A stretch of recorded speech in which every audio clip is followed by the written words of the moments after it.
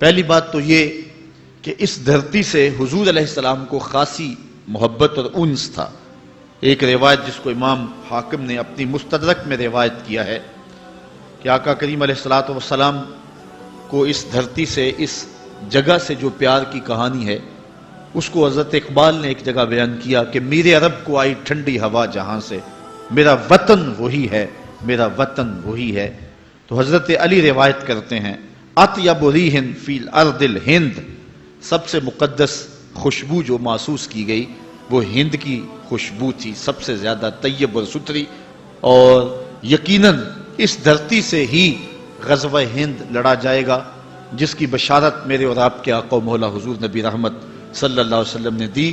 کتب احادیث کے اندر کتاب الجہاد میں باب غزوۃ الہند موجود ہے، جس میں مختلف احادیث میں مختلف اصحاب سے مروی روایات موجود ہیں، اور ان میں اس غزوے کی بشارت دی ہے، بلکہ اس کو بہترین غزوہ قرار دیا گیا ہے۔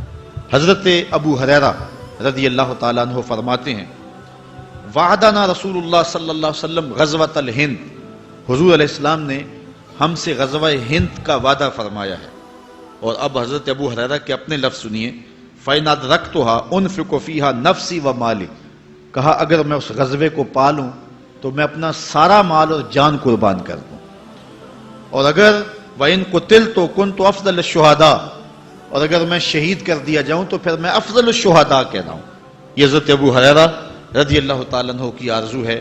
اور دوسری روایت حضرت ثوبان مولا رسول اللہ صلی اللہ علیہ وسلم، حضور کے غلام حضرت ثوبان سے مروی ہے، قال رسول اللہ صلی اللہ علیہ وسلم، کہتے ہیں رسول کریم صلی اللہ علیہ وآلہ وسلم نے ارشاد فرمایا اصابتان من امتی احرزہم اللہ من النار، میری امت کے دو گروہ ہیں جن کو اللہ نے جہنم کی آگ سے آزاد کر دیا ہوا ہے۔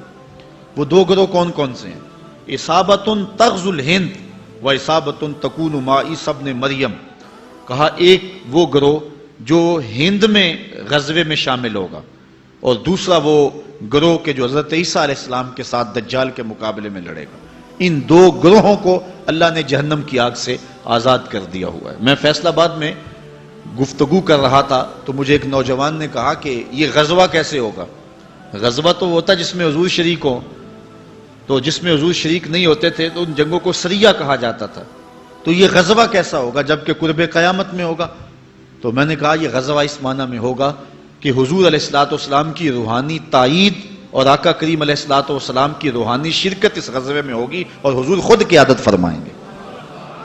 اور آقا کریم علیہ السلام نے اس وطن کے ساتھ اپنی محبتوں کو، اپنے پیار کو کئی مواقع پہ ظاہر فرمایا ہے۔ جن دنوں کے اندر 65 کی جنگ لڑی گئی ہے، کچھ لوگ جو مدینہ المنورہ میں حضور کے روزے کے آس پاس جھاڑو دیتے ہیں، انہوں نے باقاعدہ خواب دیکھے جو بعد میں بیان کیے اور پاکستان کے مختلف جرائد اور اخبارات میں چھپے کہ 5 لوگ مواجہ شریف سے روضہ انور سے نکل رہے ہیں اور جنگی لباس پہنا ہوا ہے۔ تو عرض کی گئی، انہوں نے کہا کہ حضور آپ اس وقت ہنگامی حالات میں کہاں جا رہے ہیں؟